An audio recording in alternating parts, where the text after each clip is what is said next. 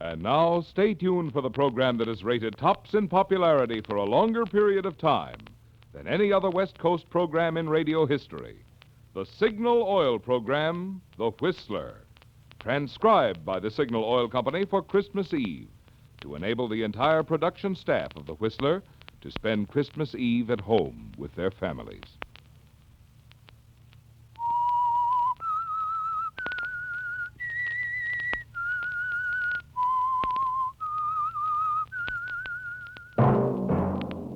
Signal, the famous Go Farther gasoline, invites you to sit back and enjoy another strange story by The Whistler.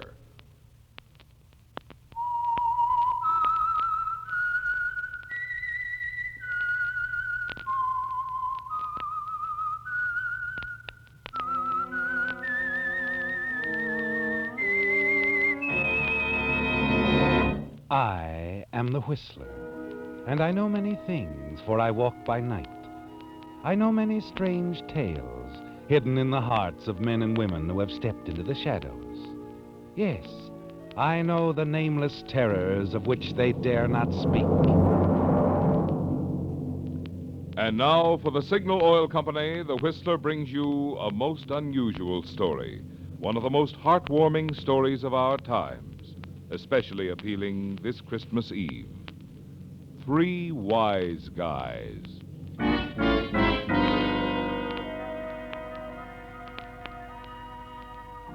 'Twas the night before Christmas, and all through the house not a creature was stirring, not even a mouse. Even Broadway, that glamorous avenue of make-believe in faraway New York, seemed empty, deserted.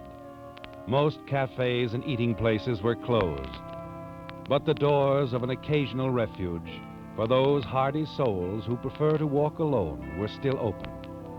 Such a place was Good Time Charlie's Bar on 49th Street, where on another Christmas Eve, a series of unusual events began, ending in one of the most unusual stories Good Time Charlie had ever listened to. At the moment, Charlie is listening to the voice of a man named Al. As is well known to one and all, Charlie, I am not one to complain. But it strikes me that Broadway would bring very little tonight on the open market. I know you 10, maybe 15 years, Al. Until now, I don't know there is an open market. For the past 12 months that I know of, I am 100% legitimate. Honest, legitimate Al. Want another rock candy and rye? Without the rock candy? I very seldom indulge in alcoholic beverages. But in answer to your question, yes. Haven't seen you for a year, Al. Want to run over that part again where you tell me you're playing it straight for the past 12 months? As of last Christmas Eve, I am a 100% honest ticket scalper. I do not make a killing, but I get that good, warm feeling that comes with being 100% legit. It feels good to play it straight? Cozy. You want to tell me about it, Al? I do not mind if I do, Good Time Charlie. It all begins a year ago tonight, right here in your strictly high-class drum. Blondie Swanson was here with me, remember? Yeah, I think I do remember, Al. Now, Blondie Swanson is one of the gentry which operates on that side of the law as very few calls right, though Blondie himself always feels this is a matter of opinion. But Blondie is not concerned with his racket a year ago tonight. You are busy chauffeuring the bar, Good Time Charlie, so maybe you do not notice the sad scene. Yep, it is last year, just about this same time, when Blondie comes in here, his big frame pretzeled with grief. Hello, Al. Well, hiya, Blondie. I see you are not so happy tonight. Why not join me in a medicinal rock candy and rye, without the rock candy? I am fighting off a touch of grip. Okay, Al. I got a bad case of memories tonight. If rye can pack away the grip, maybe it can take a load off my memories. Hey, Charlie, 2 more rock candies and ryes, without the rock candy. I'll slide them down. Are these conversational memories, Blondie, or shall we give them the clamp? You recall a doll named Clarabelle Cobb, Al? Miss Clarabelle Cobb? Of course I do. She is well known to one and all on Broadway as a leading light with George White's scandal some years back. Yeah. Well, Christmas Eve is an anniversary for me. It was on Christmas Eve that Clarabelle left me to marry an honest guy in Akron, Ohio. Here you are. Oh, drink up, Blondie. Up to now, I remember Miss Clarabelle Cobb as a doll with Class A judgment. Why did she put distance between her and you? Well, Clarabelle was a gal that didn't care as much about how much money you had as she did where you got it. She felt that my role was ample but tainted. And this is why she puts on the exit? Right. I can see now that she was right, but now it's too late. But there must be other dolls as beautiful and desirable, and not such quizmasters as to where the scratch comes from. I'll never look at another doll again, Al. They're there for other guys. Hey, Blondie! Huh? Blondie Swanson. Well, if it ain't the Dutchman. Well, look, Al. Al, Blondie, Yuletide's all around. Oh, I cannot believe my eyes, Dutchman. I have not seen you in these parts for maybe a full calendar or so. I've been detained in the West. Oh, it's a sad story. And I can see that all you two guys need is one more sad story. But you're not gonna hear none. I got good news for you. And you have come to the right place, Dutchman. I always get kind of down on Christmas Eve. What I'm gonna tell you'll give you a big lift. Blondie, you and me have pulled a few fast deals together, but I got one tonight that's the softest touch of all. Oh, you can listen, Al. We'll cut you in, too. I have turned down soft touches before, but not wishing to be rude, I will hear you out. Well, some months back, 3 other guys and me knocked off a tin safe in a factory over in Pennsylvania. It was a cinch haul on account of we received a dead center tip. The tip was on the level. So we stash 50 G's in our grip sack and get set to hit the open road. Something detained you? The cops. After hot blasting from both sides, I find myself alone on the lam with 50 G's in the grip sack. But it's not a clean getaway, and I figure it's better to find a hiding place for the dough, not wanting to be caught with the goods. I am beginning to get the idea. You're suggesting that the 3 of us go for this dough tonight and cut it 3 ways. That's the idea. It's in an unpopulated barn, under the floorboards. When I decide to go get it, the first guy I think of is you, Blondie.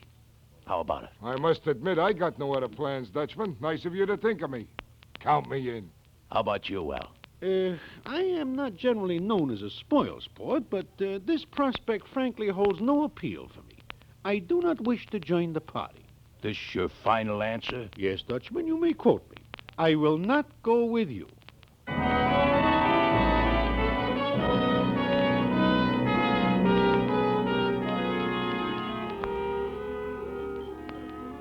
Well, good time, Charlie. That's the way it went. I am certain I will not leave your bistro that night. I am negative to the whole scheme, and I'm nixing it loud and clear to one and all. So imagine my surprise at some later point to find myself warm and cozy in the back seat of the Dutchman's ancient velocipede, dogging it through the snow-covered countryside. The whole setting is so peaceful, I am catching small doses of snooze. But in between times, I cannot help but overhear the upfront conversation of Blondie and the Dutchman. You sure this is the right road, Dutchman? Certainly, I'm sure. I can fly this road blind if necessary. You are not flying blind now, so you must have noticed that the radiator is percolating again. I think we better stop and take on another load of snow. Guess we'll have to. But I sure hate these delays.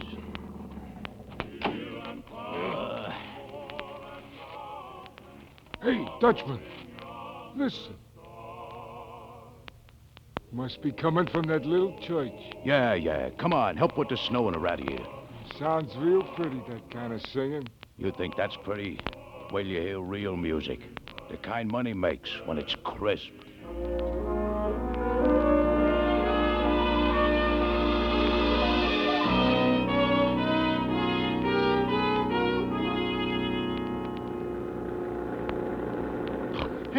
Hey, Blondie, Dutchman, where are we? In Pennsylvania, Al.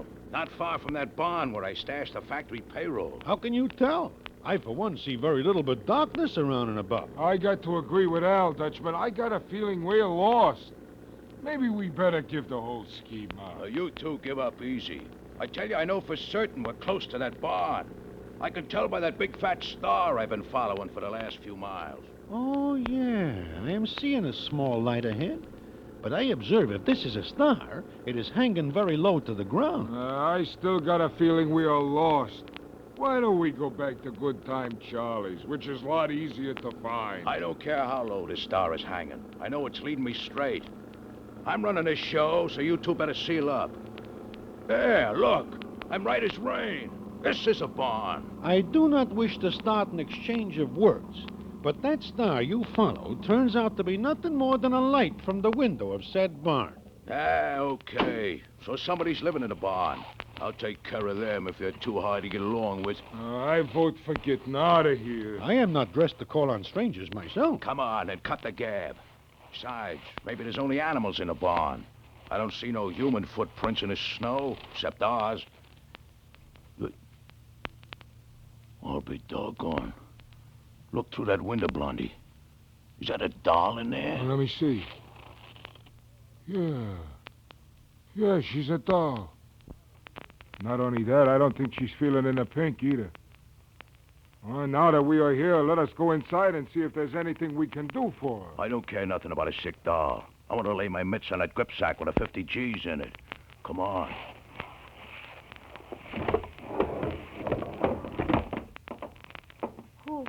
Who's there? Who are you? We mean no harm. We...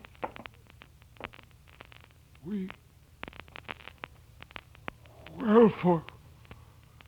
If it ain't Miss Clarabelle Cobb in person.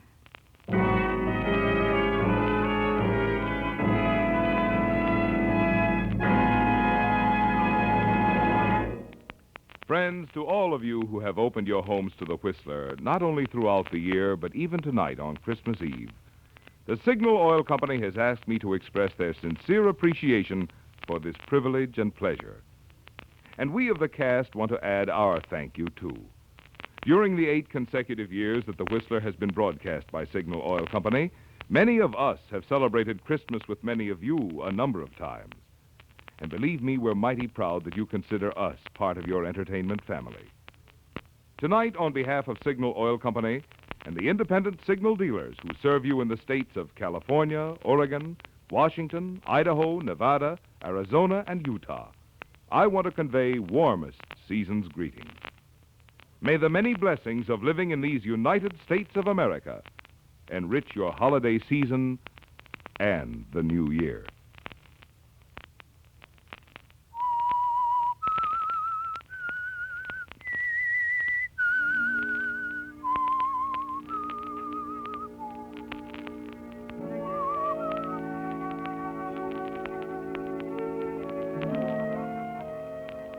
Yes, Al, that isolated barn in the snow-swept Pennsylvania countryside, so far removed from Good Time Charlie's bar, where you're now enjoying Charlie's rock candy and rye without the rock candy, held a surprising development for you, Blondie Swanson, and the Dutchman, didn't it? The three of you had driven there that Christmas Eve a year ago to claim the $50,000 payroll the Dutchman had hidden there. The presence of Miss Clarabelle Cobb in the barn at your arrival was something not even her ex-boyfriend, Blondie Swanson, could fathom immediately. And you were even more puzzled than Blondie, weren't you, Al? Only the Dutchman seemed to have the faintest understanding of what it's all about. So you turned to the Dutchman. Dutchman, I am not understanding all this. Why do you not inform us? Listen, Al, you and Blondie better clear out of here for a while. Take a walk in the snow. I guess I'll have to take care of this doll. Huh? Look, Dutchman, I haven't seen Clarabelle for a long time. If you think I'm going to leave her now and go for a walk with Al, you are nuts. Besides which, Dutchman, this doll is clearly at grips with some strange malady. I do not think it is polite the three of us should visit in this manner at this time. Listen, I came here to get 50 G's, not a sick doll and a lot of lip from you two. This won't take long, so blow. But, Dutchman... I'm getting fed up with you, Blondie.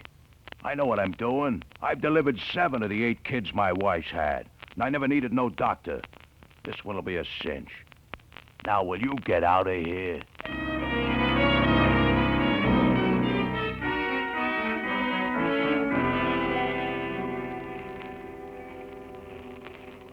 I cannot help but say this is quite a night for surprises, Blondie. Yeah. I, for one, can take winter sports or leave them to someone else. Al, Yeah, Blondie. we could take the Dutchman's car there. You think Clarabelle will be better off if we get her a doc? Well, I am new in this racket, Blondie. But if you want an inexperienced opinion, I will say... What was that? What? That! Well, Blondie, I am new in this racket, but if you want an inexperienced opinion, I will say Miss Clarabelle Cobb is a cinch mother. Come on, let's get back to the barn.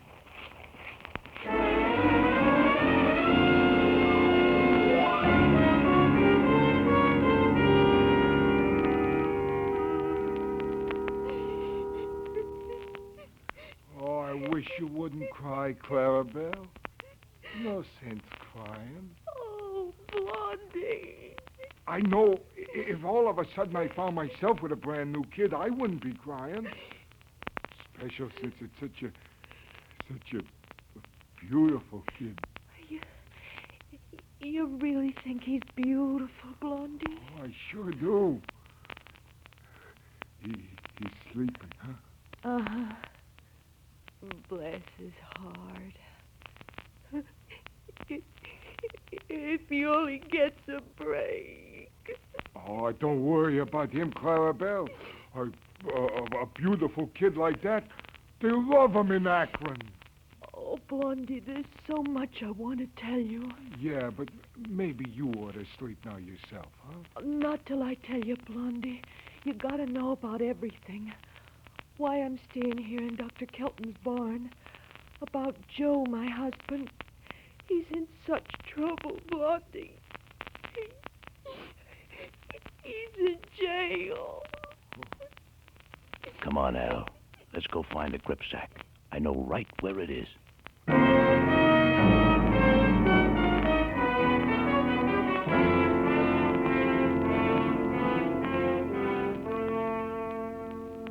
Look, Al, this is more like it.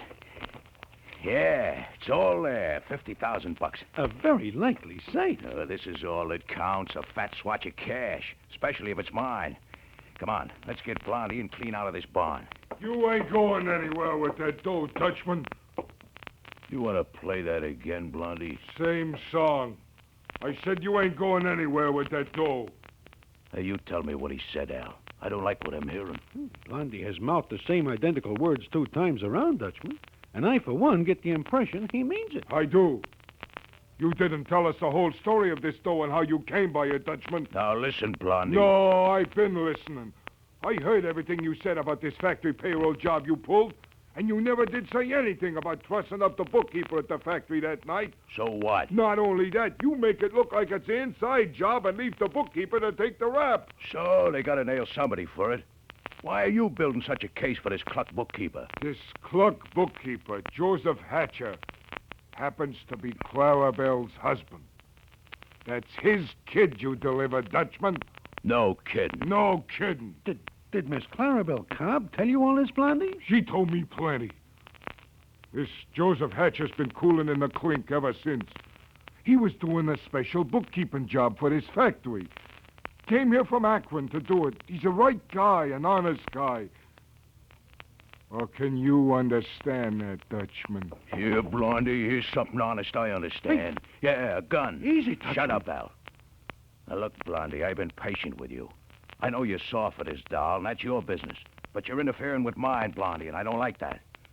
Now, let's get out of here, with the dough, and quick. I said, come on, let's get going. Dutchman, please put the iron away. It is not in keeping with the season to pull a heater on Blondie. In addition to which, this shouting is apt to wake that kid, who is a pretty tired character like his mama. Well, now you're going soft, Al. What's with you two? Listen, Dutchman. Clarabelle's husband don't know she's living in this barn. When she heard they'd sorted him away on a bum rap, she came here to try to help him. Then she found out she was going to have a kid, and she looked up a doc here, a guy named Kelton. Clarabelle's got no dough. But Doc Kelton gives her first-rate care all up to now. Even fixes it so she can stay in his barn. It is not great, but it beats living in a snowbank. Stow it, will you? The heater, Dutchman. Hide it, huh? Yeah, okay. But I'm still running the show, wise guys. And this is what we do. Blondie, here's the grip sack. Take my crate out there and find this Doc Kelton character. Pay him off for what he's already done for the doll. Give him some more for taking care of her and the kid from here on in. Then bring the grip sack back here, and we'll blow. Yeah. You bet, Dutchman. And you can tell this doctor a couple of things for me. Tell him to get Clara Bell and the kid to a hospital where they belong. Sure, Dutchman, sure. And tell him that till now we didn't need no doc, that the Dutchman took care of things perfect, and that Mama and kid are doing nice. Real nice.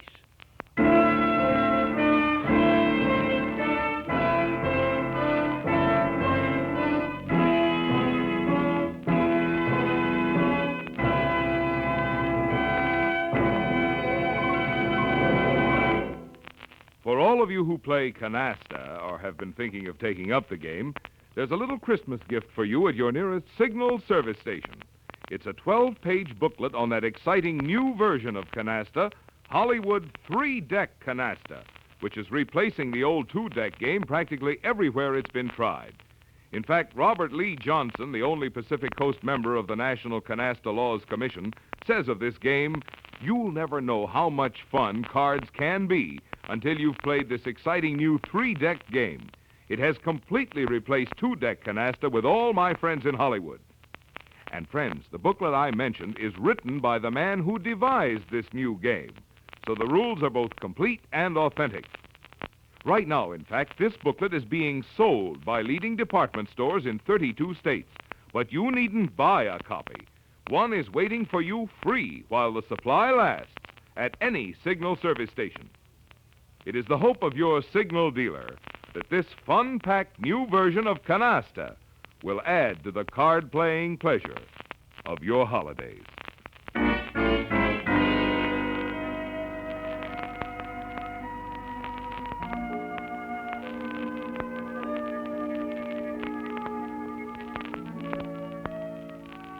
It was almost midnight on Christmas Eve at Good Time Charlie's Bar on West 49th Street, as Al continued his amazing account of the story of that other Christmas Eve that crossed the lives of Blondie Swanson, Miss Clara Bell Cobb and her newborn son, the Dutchman, and his gripsack containing $50,000. As Al continued talking to Good Time Charlie, a faraway look came into his eyes. So, you see, Good Time Charlie, that's good. It is no more than small wonder that since all this takes place a year ago this very night, me, Blondie, and the Dutchman have settled down to 100% legitimate endeavors. Yeah, sure, and why not? A three-way split on almost 50 stolen G's is a cinch beginning to this straight and narrow. You are laboring, as they say, under a misapprehension, Good Time Charlie. I see now where it is only fair I tell you the rest of this story.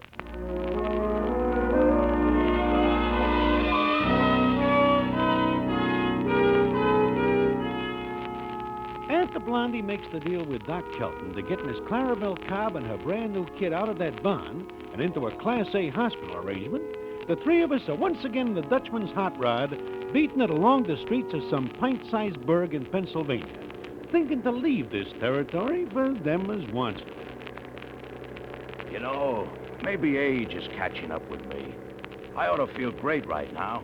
We still got nearly 50,000 clams in that gripsack, and somehow I don't feel great at all.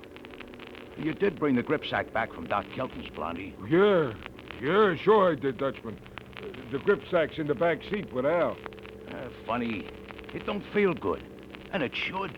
Perhaps a touch of rock candy and rye, without the rock candy, would warm your heart, Dutchman. Oh, maybe so. Pass up the bottle. I am willing to do this, but the bottle will be of small comfort, as it is empty. Oh, well, thanks for nothing.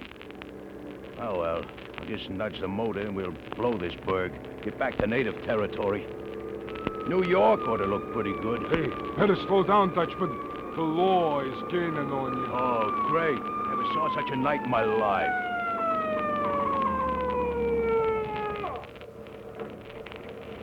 That red light back there was no Christmas tree ornament. You should have stopped. Sorry, And officer. you're in a church zone clearly marked for 20 miles an hour. 40 is too much. Was hurrying home for Christmas, officer. Carrying toys for the kiddies in this tub, huh? I'll bet. I better have a look around. Uh-huh.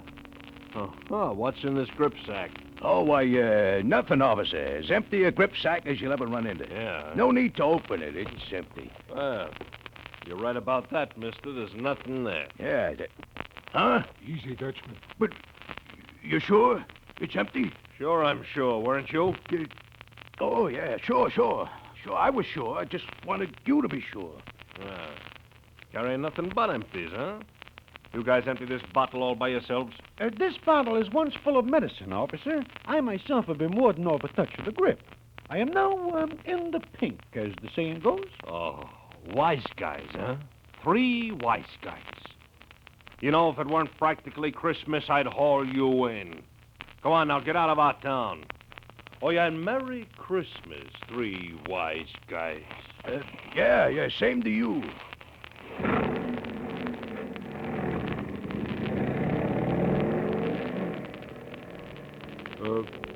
Dutchman, You know, Blondie, a while back you accused me of not telling you the whole story of that factory payroll job. Seems to me you forgot to tell me something pretty important, too. What is it about that grip sack being empty of nearly 50 G's that I ought to know? Well, I figured to fill you in, Dutchman. You see... Hey, look, Blondie. Dutchman, it's that same little church. Yeah. Oh, yeah.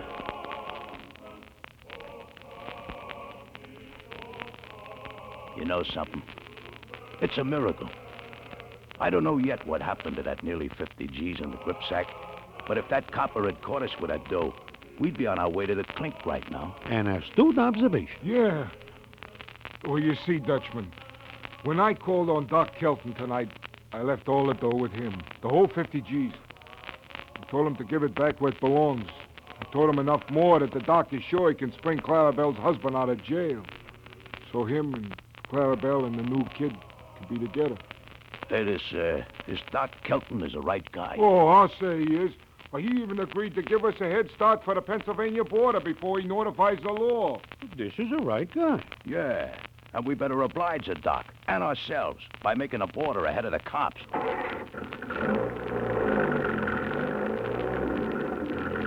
Hey, you know, that copper was right. 3 wise guys, he called us. If we wasn't pretty wise, we'd have had all that cash on us when he pulled us over to the curb. I think it's a good idea we stay right on being 3 wise guys. I'm through stretching my luck. From here on in, I'm gonna play it straight. And I'm still running the show, so you 2 wise guys are going straight with me. Okay? Okay. Agreed. Wonder how far it is to the border. They got a lot of funny little burgs here in Pennsylvania. What was that one we just left, Blondie? Oh, I saw a signboard back there a ways. That burg is known as Bethlehem.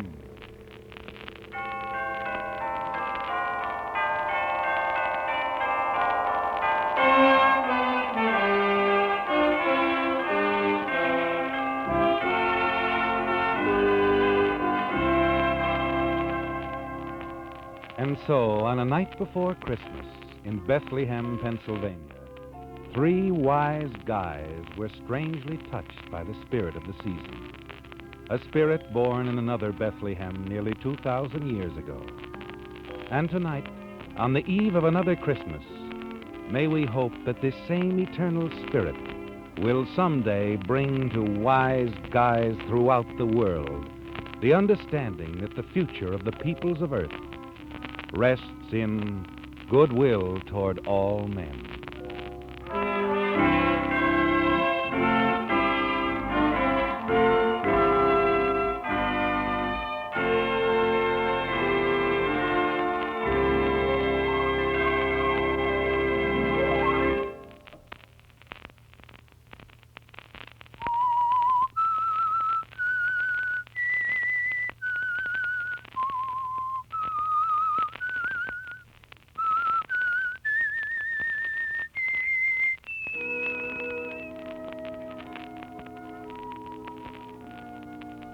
Let that whistle be your signal for the signal oil program, The Whistler, each Sunday night at this same time.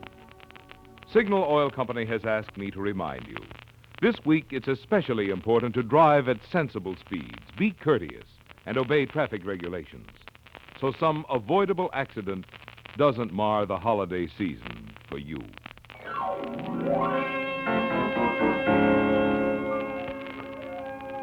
Remember what I said at the beginning of the program, friends, that you'd find tonight's story unusual and heartwarming? Now, wasn't I right? I'm sure many of you recognized it as one of the late and great Damon Runyon's most famous tales. The radio adaptation was by Kathleen Height. Featured in tonight's story were Bill Foreman, John Brown, Marvin Miller, and Jack Moyles. The Whistler was transcribed and directed by George W. Allen with music by Wilbur Hatch and was transmitted to our troops overseas by the Armed Forces Radio Service. The Whistler is entirely fictional, and all characters portrayed on The Whistler are also fictional. Any similarity of names or resemblance to persons living or dead is purely coincidental. Remember at the same time next Sunday, another strange tale by The Whistler. Marvin Miller speaking for the Signal Oil Company.